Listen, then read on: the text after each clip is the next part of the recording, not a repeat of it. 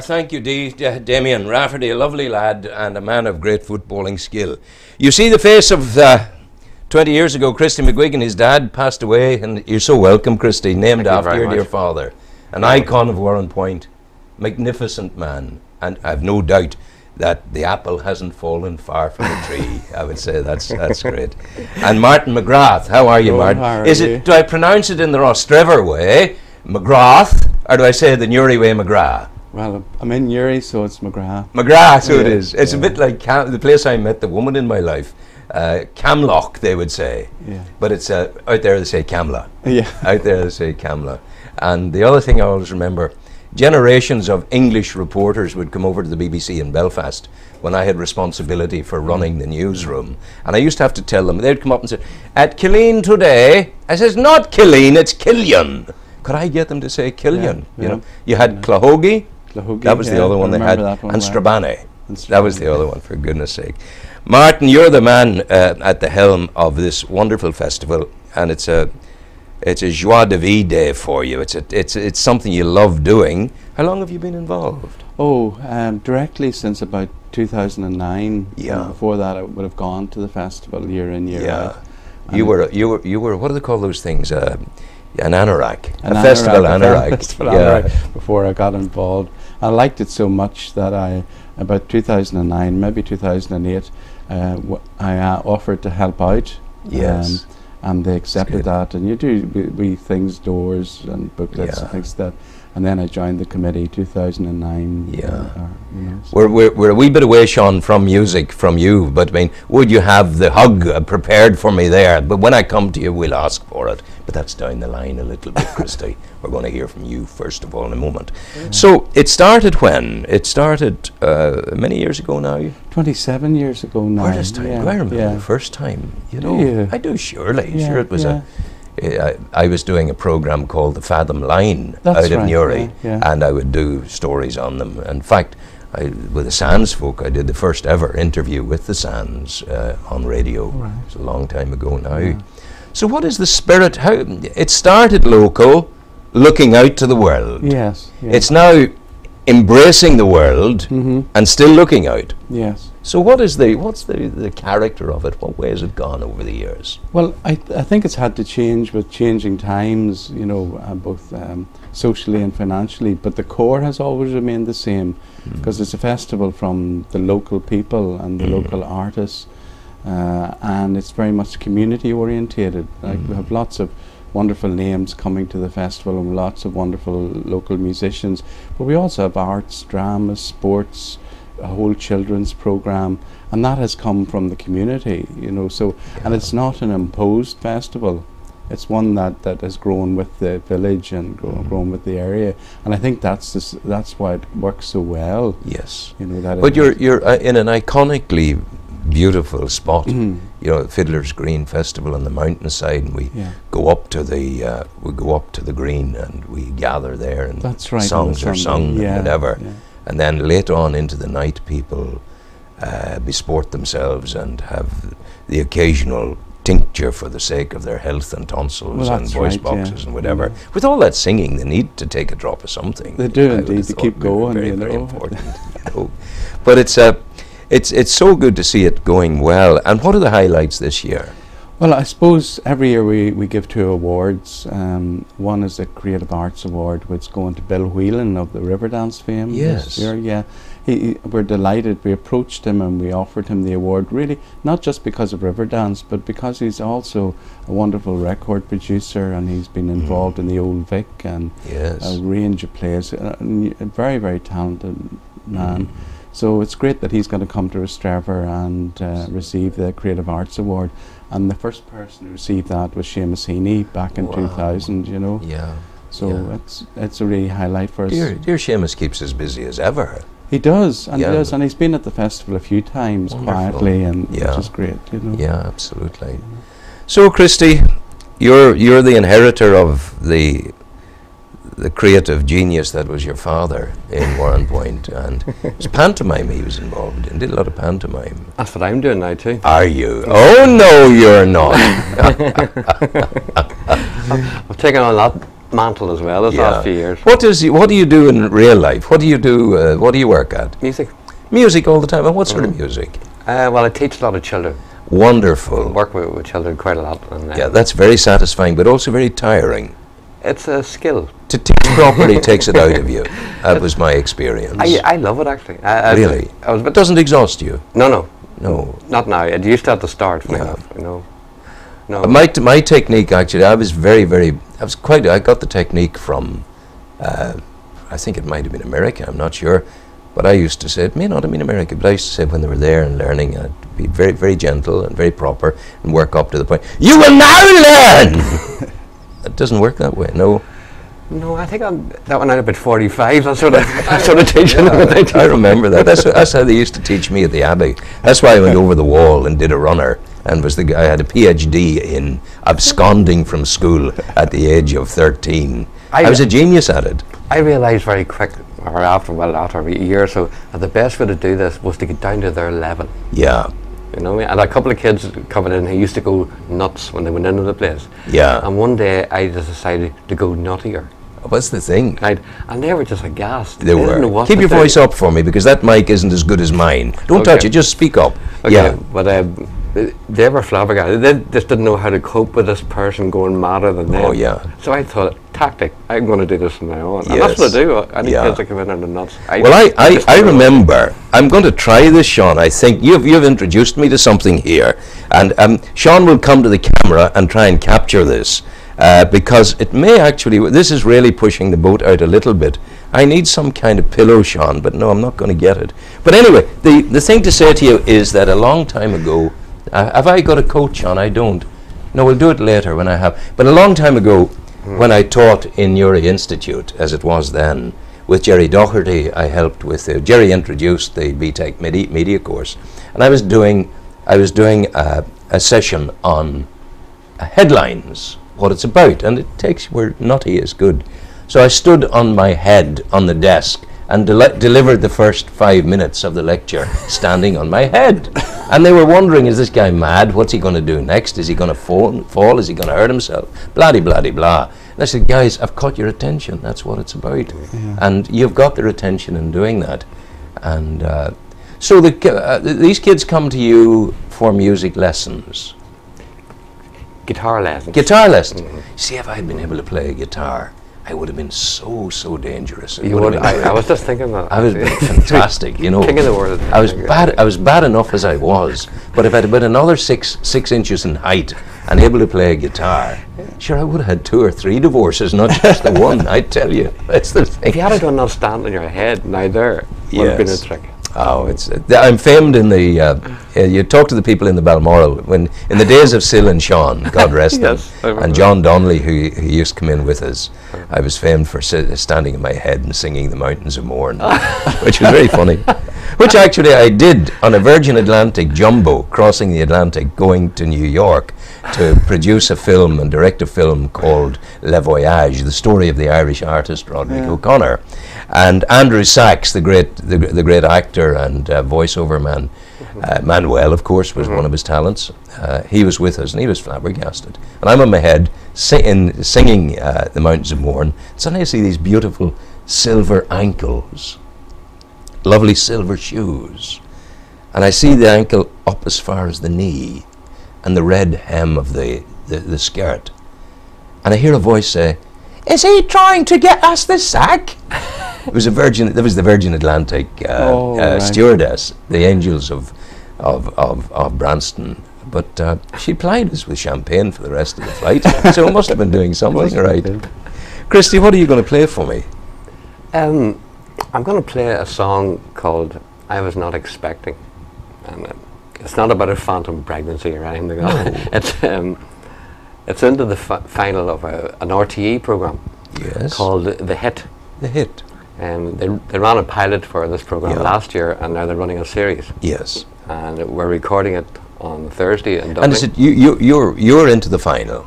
Yes. Wow, well done. Yeah, so take a bow, look at the people and smile. This is this man. You see him, I tell you. We'll see how we do after Thursday, but anyway. But this is we're getting a preview of it now. You're getting a preview, yes. Yeah, I'm so pleased here.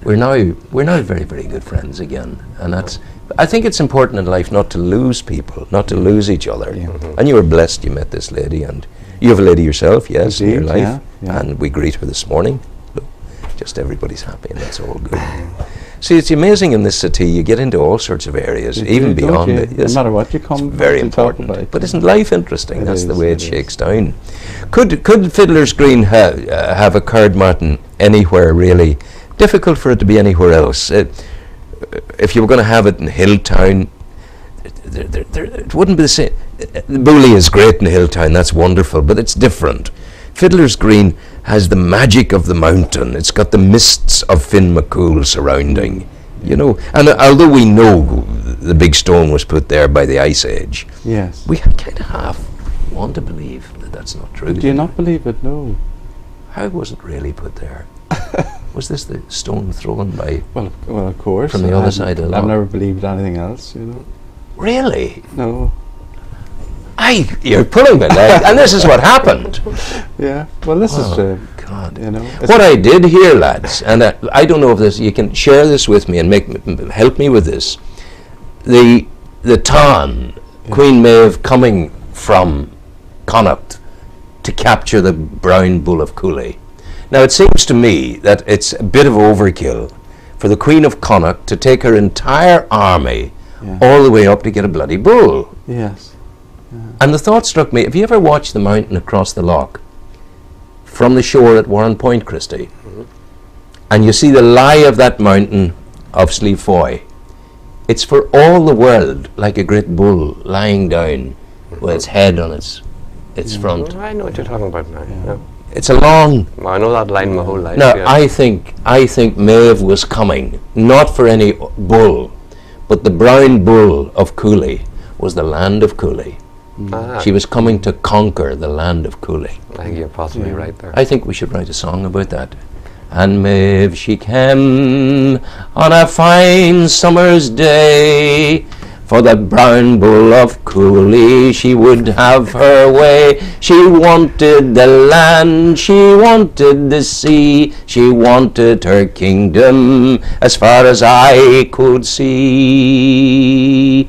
We should do something on that. You're wasted. In this I'm wasted. Do you hear what the man said? I'm wasted. I am indeed wasted. You should go to Christie's songwriting workshop. I'd love to sing a song. I must sing a song before I die. That's the thing I've never done. I've never sung a song, but I'd certainly love to. That's it. We are running workshops every day, songwriting workshops Through the festival every morning. Well, what I'll do is I'll bring. I've loads of lyrics because I put words together, but it's the taking the lyrics and whacking the music onto them. So maybe we could work on people that. arrive with lyrics. Funny enough. Yes. Yeah, a lot of people do arrive. You know. And we can put it into music. Yeah. And then on the last or the second last day of the festival, we actually have a little concert of all the songs. Wow. Which is Yeah. lovely. I think, you know, boys, Fiddler's Green Festival, all my life it's been come see, come sa, go, not go. Maybe I'll go, maybe I won't go. Yeah, yeah. And you drift a wee bit through it. Yeah. But I think a good approach to it has to be looking at the program, giving yourself a roadmap for the festival, and making sure you take it on board as a week or a fortnight out of your life to really enjoy it. Yeah. Because who knows what will flow from it, you know. It's great.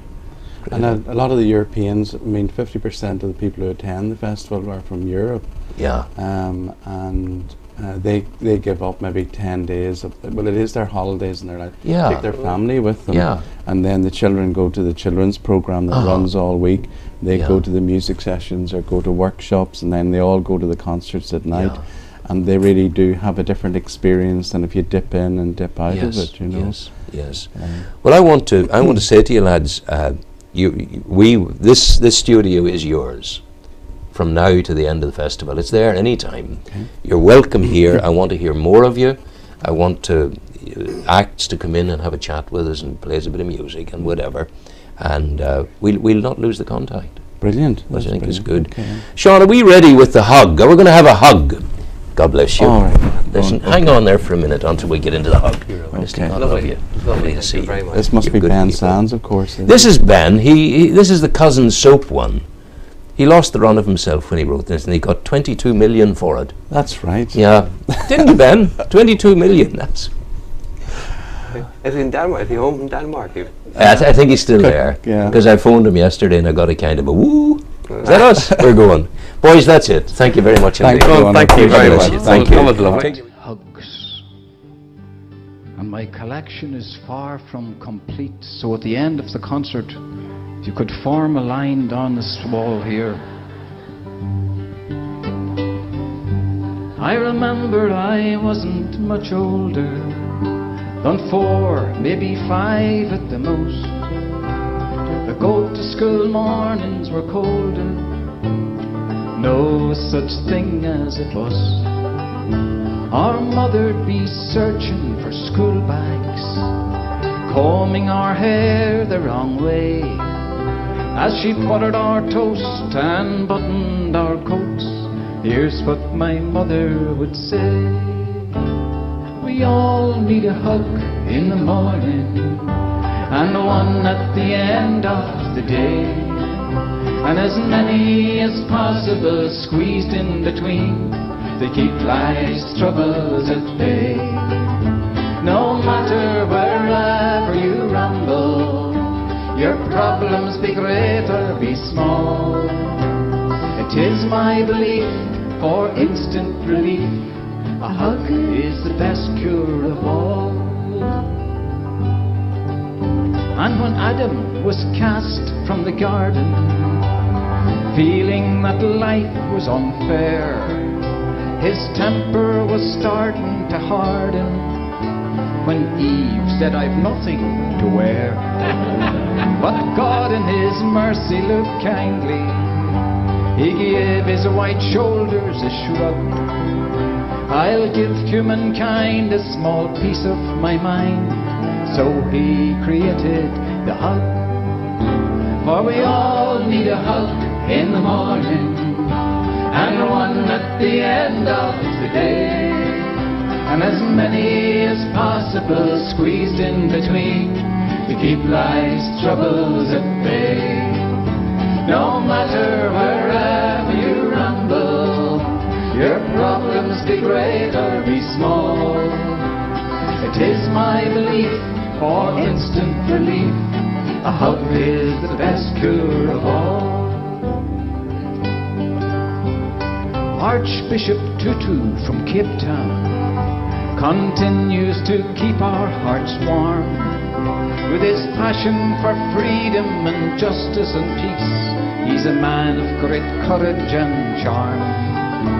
His words have the power of persuasion to lead people into the light.